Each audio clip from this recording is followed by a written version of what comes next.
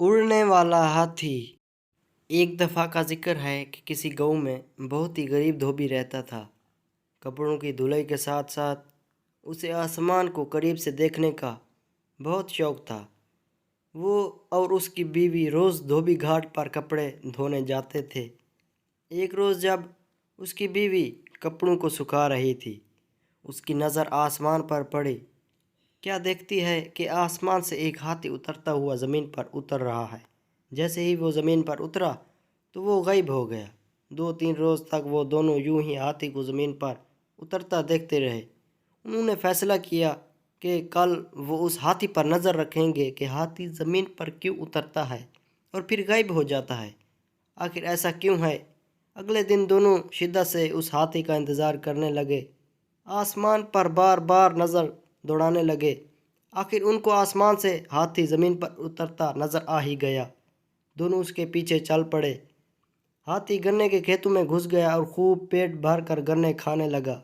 हाथी का पेट भरा और उड़ने की तैयारी करने लगा। जैसे ही उसने उड़ान भरी, दोनों मियाँ बीवी ने हाथी की दुम पकड़ ली और हाथी के साथ उड़ने लगे। हाथी आसमान की बुलंदियों को पहुंचा तो धोबी क्या देखता है कि एक पहाड़ हीरे सोने के जेवरात से चमक रहा है।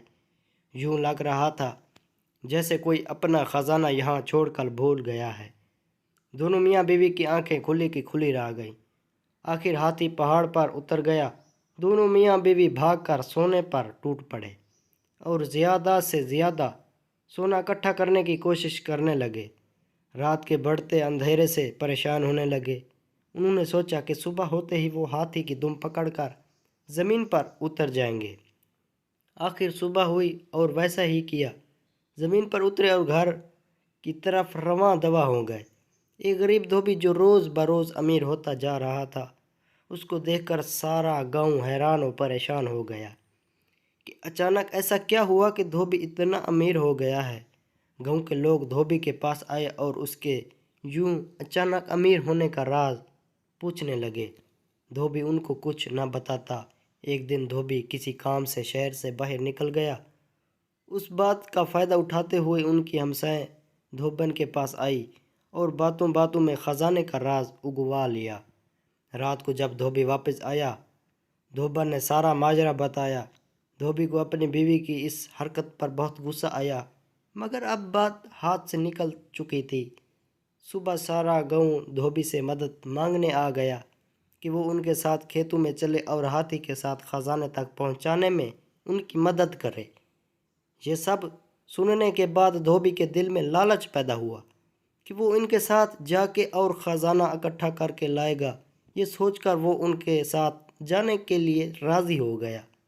अगली सुबह सारे गांव वाले खेतों की तरफ निकल गए और आंखें आसमान पर जमाए बैठे थे। हाथी ज़मीन पर उतरा और गन्ने खाने लगा। सब गांव वाले उस ताक में थे कि जैसे हाथी गन्ने खा के फारिग होगा तो सब उसकी दुम पकड़कर उस खजाने तक पहुंच जाएंगे। जैसे ही हाथी उड़ने लगा, साहब ने उसकी दुम पकड़ ली।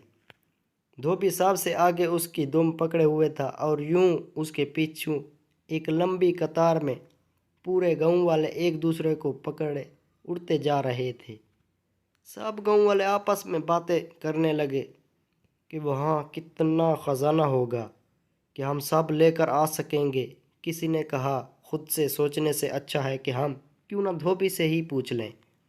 एक गांव वाले ने पूछा कि वहाँ कितना सोना है। धोबी खजाने की लालच में गांव वाले के साथ चल दिया था। दुम को छोड़ते ही हाथों को फैलाकर कहने लगा, इतना ज़्यादा। ये कहने की देर थी कि सब के सब ज़मीन पर गिर पड़े और हाथी मज़े से आसमान में अपनी उड़ान भरने लगा और गांव वालों को इनकी लालच की सज़ा मिल गई।